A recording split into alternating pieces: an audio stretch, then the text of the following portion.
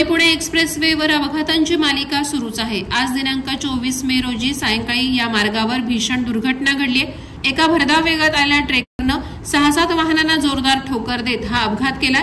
या अपघातात 2 जणांचा जागीच मृत्यू झाला असून 5 ते 6 जण जखमी झाले असल्याची माहिती मिळते।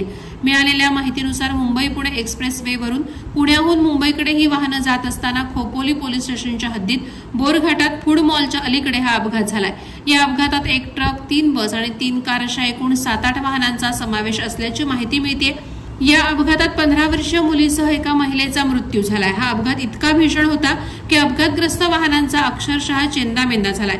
या अपघाताची माहिती मिळताच खोपोली पोलीस, IRB यंत्रणा, हेल्प फाउंडेशन यांचे सदस्य तात्काळ घटनास्थळी दाखल होत अपघातग्रस्त वाहनांमध्ये अडकलेल्या प्रवाशांना बाहेर काढून पुढील उपचारासाठी MGM रुग्णालयात दाखल करण्यात आलं आहे। तर या अपघातानंतर एक्सप्रेस वेवर काही काळ वाहतूक कोंडी झाली होती। ही सगळी वाहनं क्रेनच्या सहाय्याने बाजूला घेऊन वाहतूक सुरळीत करण्यात आली आहे। वादळवारा लाईव्हसाठी दत्तात्रय शेडगे, खोपोली।